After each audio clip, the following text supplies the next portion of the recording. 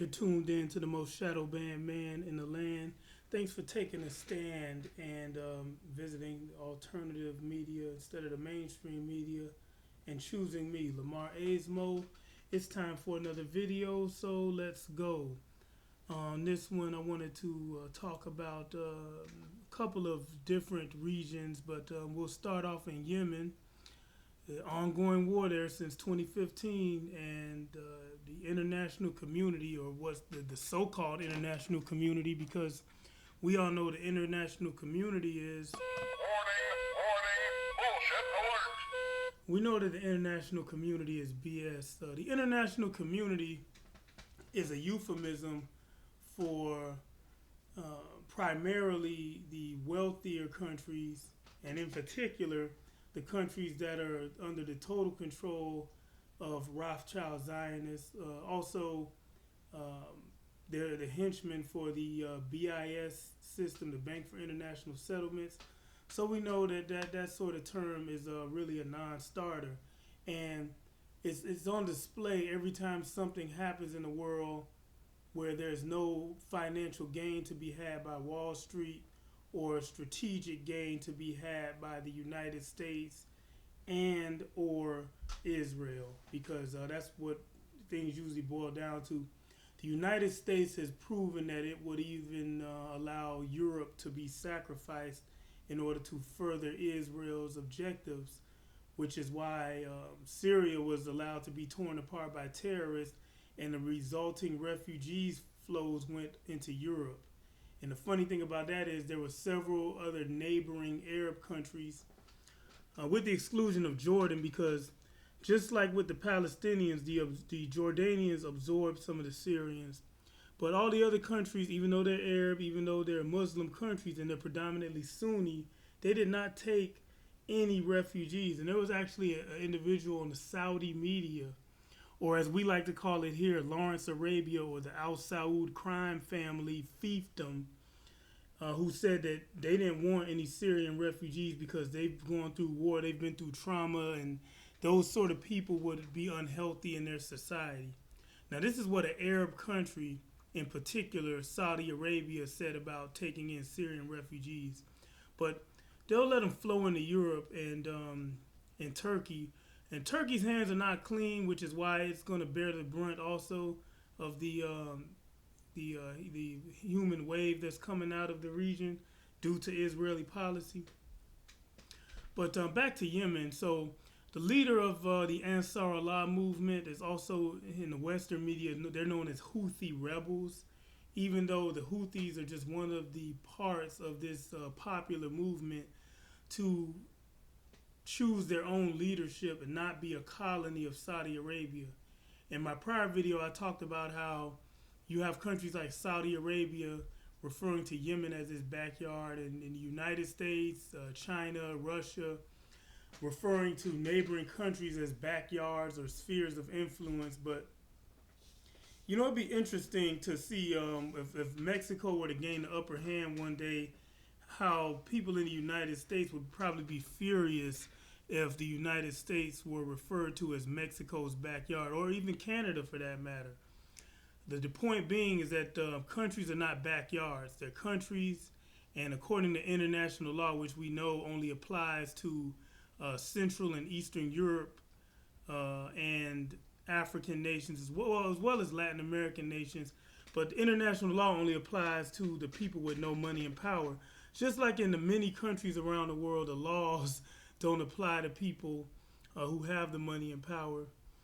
For example, if you're rich and powerful enough, you get away with anything, like Ghislaine Maxwell, or Ghislaine Maxwell, the proven Israeli spy. And I say that because I've hunted down the source. Ari Ben Menashe said that Epstein and Ghislaine Maxwell were Israeli intelligence assets. So if you're part of that tribe, and especially if you work on behalf of Israel, there's no such thing as international law, or laws for that matter. You can break individual countries' laws as well, grievously, and get away scot-free.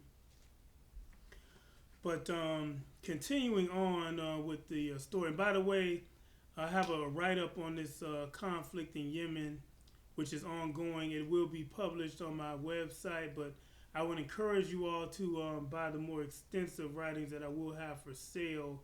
I'm looking towards in the next week, so hope you all want to purchase the writings because I don't have any erectile dysfunction pills. I can't help you get an erection, maintain an erection, or I can't give you a magic silver powder that's a cure all for all disease like some of these individuals in the alt-right claim that they can do for you. But what I can give you is good information with hard hitting evidence.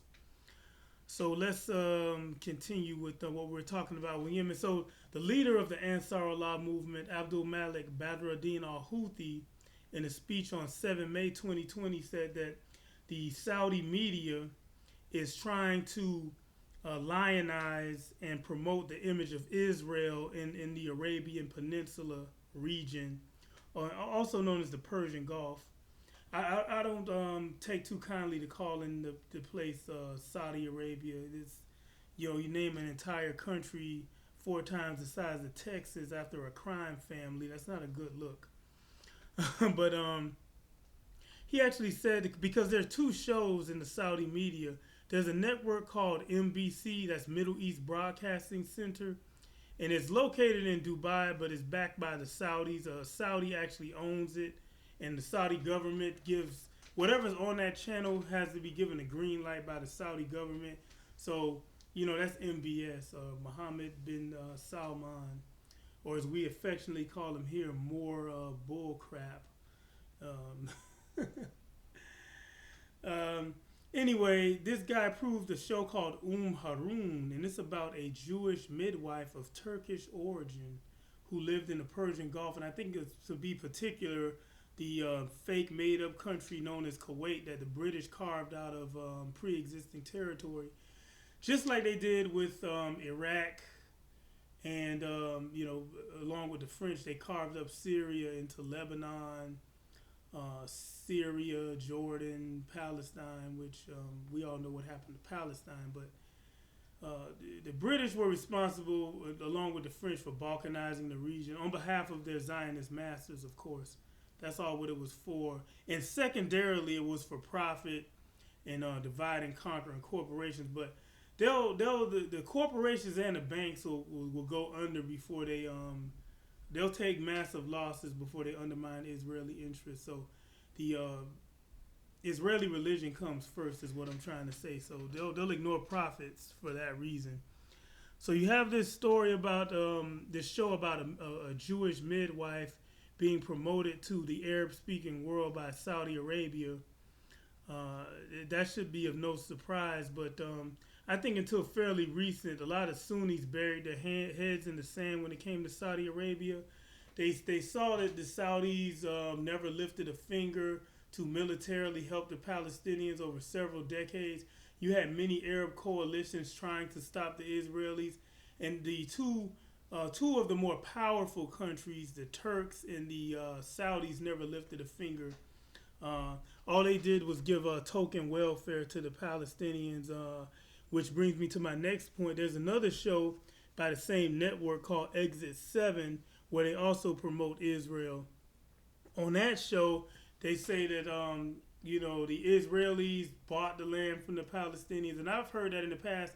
And to be honest and to be fair, some Palestinians, especially before the 1930s, did sell their land to Jewish interests or Jewish individuals.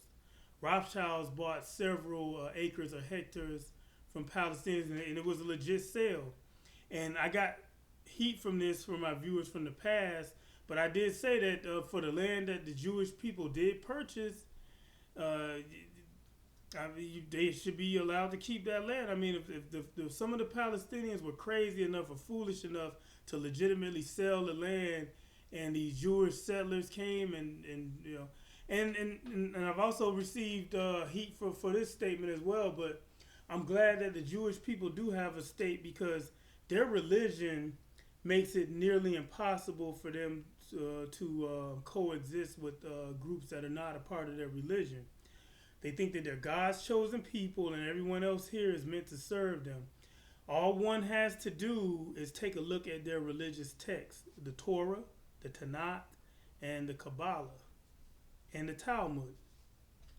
And you will see that the practitioners of the Hebrew religion do not live well with others. And again, it's in their doctrine. So, in my mind, it'd be great if they did have a state. And you know, unfortunately, they have several states. And here's where the scam comes in, and why you know, they should really cease and desist from stealing more land from Arab countries and Arab people, because there was already a Jewish state before before the Israeli regime. You had the Oblast, I believe the Oblast province or federal state in Russia is predominantly Jewish. And in the provincial capital, they have a menorah up year round. That was already a Jewish state. And it has resources and arable land. And I would say here in the United States, New York was a Jewish state from day one. And in a lot of cases, the city of you know, Providence and Rhode Island was really, that's where a lot of the slave trade to the United States was financed. And you know, so you already have 3 Jewish states, really. So why do they have to steal even more land from the Arabs?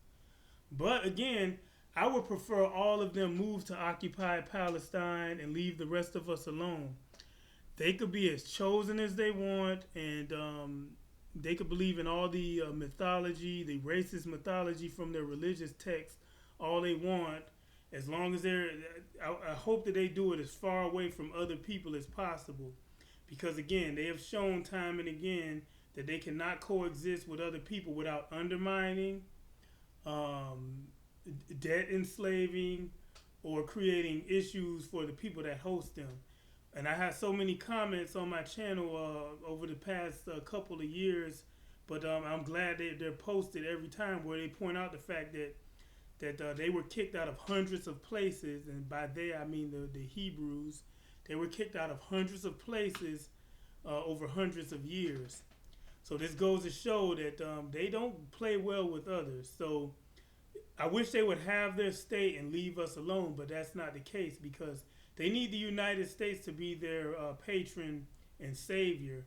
And they also need the Al Saud crime family, because what the Saudi Arabians have shown us, what the people of Lawrence, Arabia have shown us, is that they're willing to create problems for other Muslim polities and countries in Asia, like Russia and the Dagestan, Chechnya region and the Caucasus region of Russia. They're more liable to resist and create problems in those places than they are to oppose the Israelis. But I've approached my 13-minute time limit for this video in honor of Dan Marino. Hats off to the greatest quarterback that ever threw a football in the National Football League. My links for payment and correspondence will be in the description box. I'm grateful for whatever donation you can muster. Thanks for watching. God willing, see you in a future video.